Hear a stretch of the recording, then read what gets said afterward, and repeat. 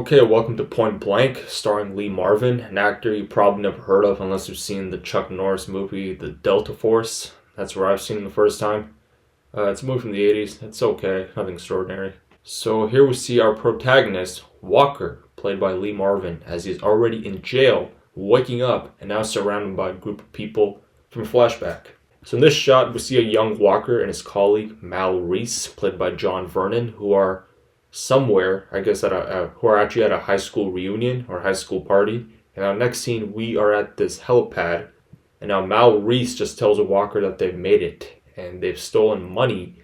And we see Lynn here too, also part of the heist, played by Sharon Acker, who is actually Walker's wife. It looks like they're in the Alcatraz prison or something before, I guess, when it was closed down for the summer, like high school.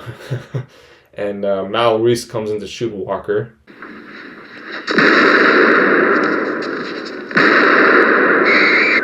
And now the intro continued.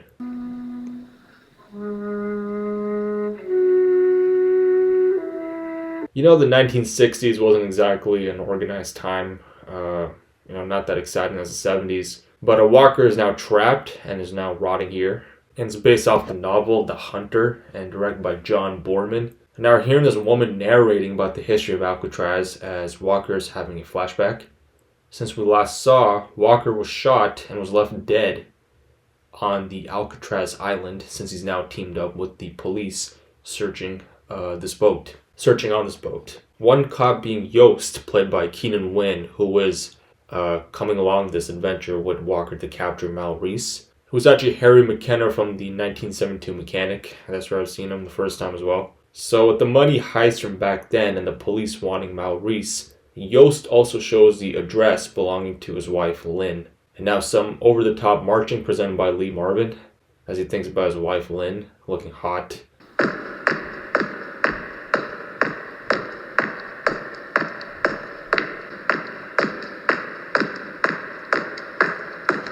Ten hut there, soldier. The marching is pretty robotic there, Lee. And now he's driving around since he now has Lynn's address, which is actually his house before he disappeared or was left trapped on the island. And now he made it to his house and jumps into the bedroom.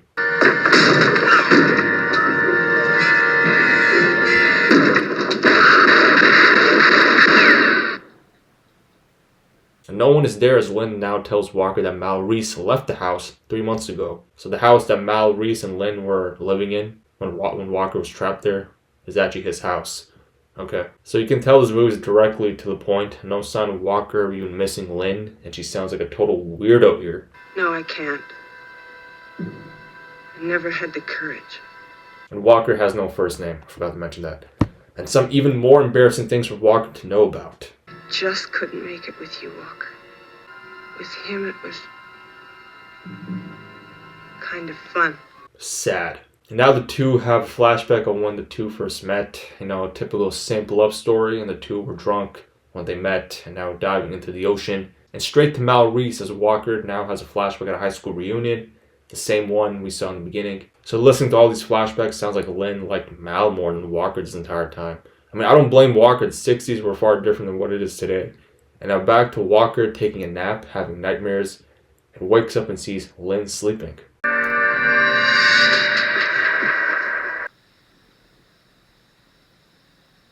Don't kiss her, Walker, you idiot. And looking at the shit on her lips, she did commit suicide and even puts his wedding ring on her to see that he's moving on. Good man. And looks out the window to see that Yost is there waiting for him, so he goes inside the room and sees a cat and drops this lava lamp kind of item.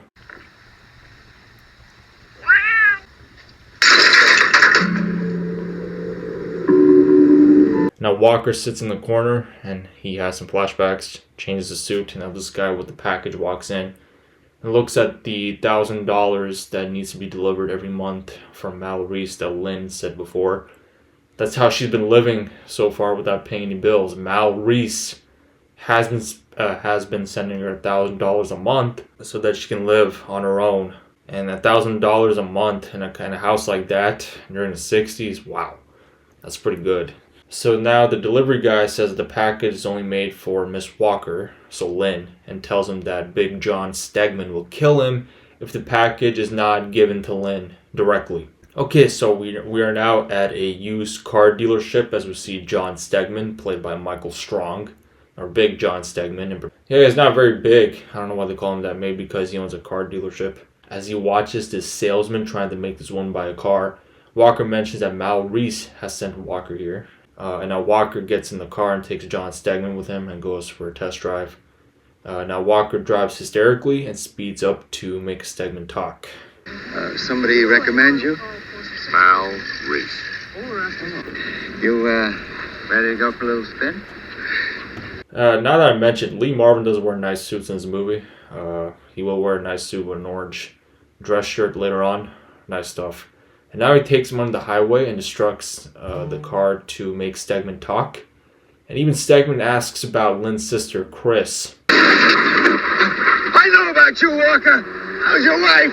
She's dead. And the sister? Chris, what about her? She's with Reese now. He nailed both sisters. Whoa, ho, ho, ho, ho, ho. See what money can get you? Holy. So that's that, and Stegman falls out of the car since he's weak, and Walker wants to know where Chris is, Lynn's sister, and Stegman tells Walker that Chris runs a club called the Movie House. And now back to the commercials. You love my guarantee, you love my cards, Big John. So Walker's now at the cemetery, seeing Lynn getting buried, and marches away like the soldier he is. Nice suit again. I like suits. I'm going to point that out. So next scene, back at the dealership, we see Mal Reese for the first time in a while as Stegman shows him the damaged car and tells him to find Walker. Mal Reese is played by John Vernon. He's been in a lot of movies, a lot of the older movies. And now at the Movie House Club. And I've never heard of any movie club as we see this band playing, and Walker is there watching the show and meets with Sandy, the waitress here, somehow notices him. Or the waitress notices Walker walking in. Walker walking in. Okay, so these two are having fun with the band singer showing off a good time. The waitress gives Chris his address to Walker and back to more fun.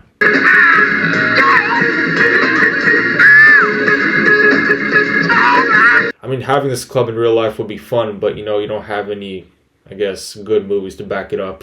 So you got an engaging band with girls dancing at the same time in the background. So Walker leaves and Stegman is also there watching. And now Walker gets in a fight randomly with two guys that probably work for Mal Reese. And now the girl's screaming after spotting the bloody guys, leaving it off here.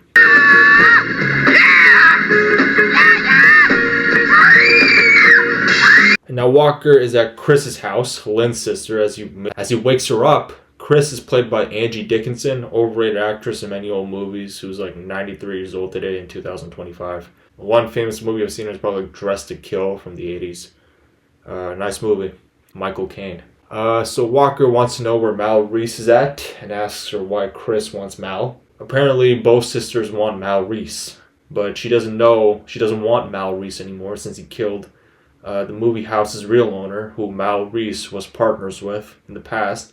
So Chris took it over as a sole owner. So I was questioning how she was able to be the sole owner of the movie house. Turns out Mal Reese was partners with a man with the movie house. Okay. Makes sense how Chris is the owner. So Walker wants the $93,000 that was taken by Mal Reese from a long time ago. Or that was his share during the heist in the beginning of the movie in the flashback. So she offers Walker a room to stay at her house. Next scene, we are outside this building with Mal Reese walking in with Stegman there, wanting to know where Walker is. Useless scene. Next scene, back at Chris's house, Walker is powdering his face as Chris leaves while Mal is back going in to see his boss, Mr. Carter, played by Lloyd Bachner. And now Mal Reese tells the story of how Walker came into his life, to his boss here, Mr. Carter. And Walker has no first name, as I've said before. He just goes by Walker.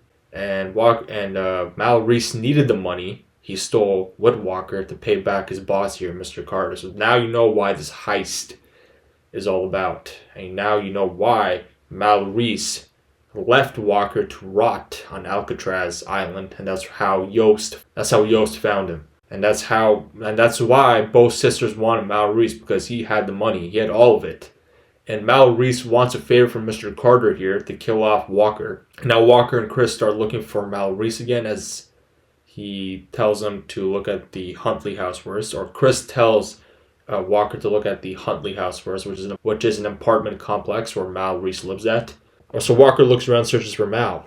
Okay, the same night, Chris walks into the Huntley house, and this guy watches her go in, probably working for Mal Reese or just a bodyguard there. And the guy's working there and guide her to the elevator.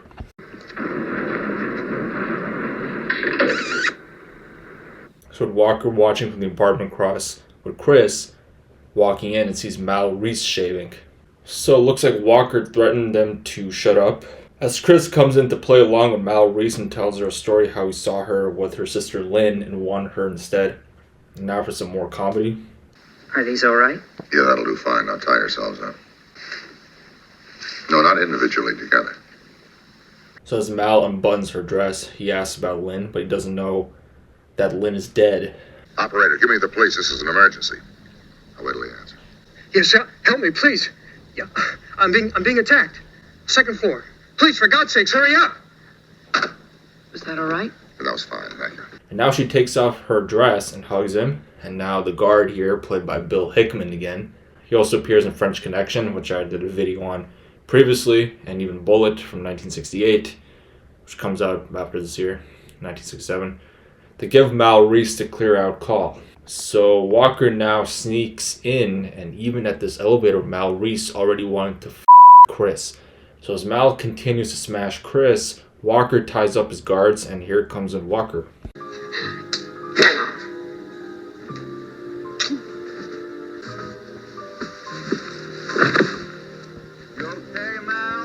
He looks scared. As you can see, a naked Angie Dickinson in the background, but I'll skip that.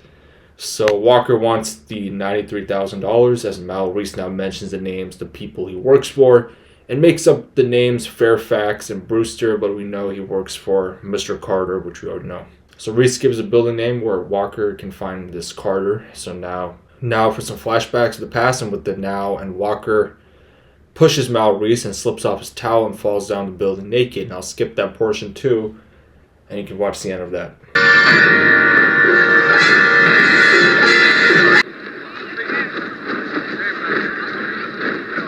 And now everyone gathers around Mal Reese's dead body as Walker marches out like the soldier he is. Great suit there. And we see Reese's guard shooting and hides as the cops handle it themselves.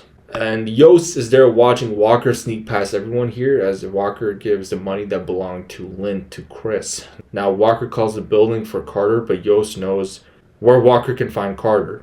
So he does find Carter and wants his $93,000 back. And that debt Mal Reese paid Carter has now moved to him. So that means that money that Mal paid Carter a long time ago, Carter needs to cough that same amount up from his own pocket to Walker. Makes pretty good sense. So Walker gives Carter 12 hours to give him the money or he will kill him. I want my money in 12 hours. I'll tell you where to make the drop. I said nobody was to go up there. Carter is super pissed off after finding out that Mal Reese Walker's sister-in-law, which is Chris. So he makes Stegman pay Walker the $93,000 himself since Carter is scared and doesn't want to pay from his own pocket. So Walker spots Stegman walking out the building and walks in and whispers at the secretary where he can find Carter and tells her to press the buzzer and knocks the guard down. So Walker now grabs Carter since the 12 hours have been up and is now pissed off. But Stegman is now there at the meetup for the money, and Walker and Carter have made it too, to know that Fairfax organized the payoff for the $93,000, a name that Mal Reese mentioned before he died. So there is a sniper rifle waiting for Walker, so the shooter kills Carter and Stegman instead. You go get it for me.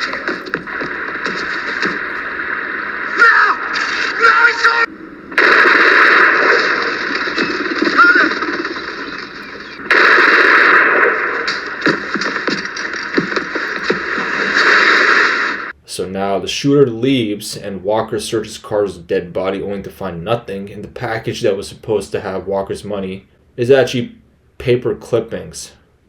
Pretty common trick there in most American old movies. So next scene we see Yost again as Walker now knows that 3 business guys are being killed: Carter, Bruce, and Fairfax.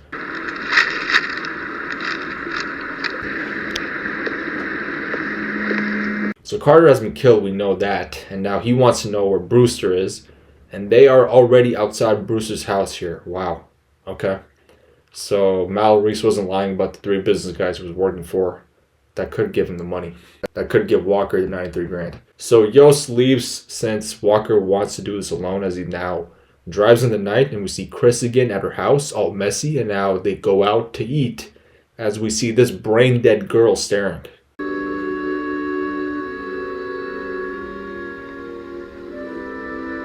She probably wishes she was in that state with her big old alien eyes, and her date looks bored too, the one sitting next to her. Okay, so back at Brewster's house, as Walker and Chris are waiting for him, and Chris is pissed off to know that she won't be getting any of that 93 grand for helping him. And we see this funny shit for the next 30 seconds. Yeah, something like that. What do you think this was, a pitch?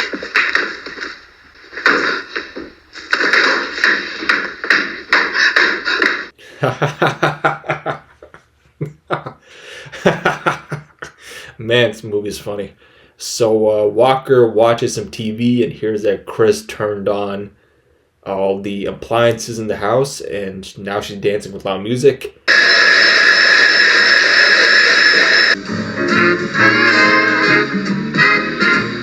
Now he turns off the music as Chris now talks to him on the intercom, as she now hits him on the head and he's dreaming of having sex with Lynn. Chris is there, and even shots of Chris having sex with Mal Reese. I'll skip that. And so Walker wakes up the next day, and yes, he did Chris. So he looks around, just looks at Chris. Well, at least he banged both sisters, Lynn and Chris. Just like Mal Reese, but Mal got to them first. Okay, next scene we see these planes as well as the sniper shooter watching this guy walking to the plane. And here we meet Brewster, played by Carol O'Connor, as a shooter wants his money, but since he shot Carter instead, so Brewster tells him there is no money to be paid. The sniper guy didn't think this through enough. So the shooter has no choice but to wait for Fairfax to pay him the money that he killed Carter and Stegman. Mainly Carter. Stegman's just a nobody. He's not a big businessman like these 3 guys. Okay, next scene, Walker's back staring at the bed and having flashbacks reminding him of Lynn, since Chris reminds him of Lynn. Yeah, you know, since they are sisters, they look nothing alike. Hey, what's my last name? What's my first name? Okay, that was weird. So here comes Brewster back home as Walker knocks out his guard, and now has more flashbacks, and Brewster knows who Walker is, and we see... Why do you run around doing things like this? What do you want? I want my money. I want my 93 grand. Brewster is saying no to Walker's 93 grand as well, giving it to him. And now Brewster calls up Fairfax to tell him that Walker wants his 93,000, but Fairfax says no to that too. Yes or no? Of course not. So Walker shoots the phone. Now Brewster comes up with a suggestion that Walker should just go to San Francisco to get the money there at Alcatraz. So back at Alcatraz with Walker and Brewster there, as the 2 now wait for an exchange, so that he can get the money and hear the helicopter as it goes in for the monthly drop. And Walker also wants to know where Fairfax is, but he tells Brewster he will be killed eventually. Now the helicopter has now landed with the money, and now for the unexpected twist. Now here's your money, Walker.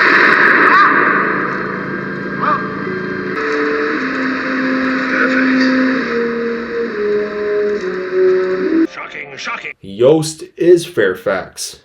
What? Damn, so Walker now just continues to hide in the dark and lets Fairfax here yell for him in the next 3 minutes, or for the next 3 minutes. To end it off, a shot of San Francisco. Looks like Walker got his money after Fairfax and the sniper left. How do you like that? I like it. But that's it, guys. Point Blank, 1967. It's an okay movie, nothing extraordinary. You know, I mean, it's great stuff. I think it's better than the movies we got today, that's for sure. That's it for me. I'll see you guys next time in Lethal Weapon from 1987. Check out Point Blank if you haven't yet. Nice stuff. I like the movie. It's very attractive. nice colors. You know, you don't see much movies like that today. But like, comment, and subscribe to the channel. Take care. See you soon. Watch your way, and see you next time.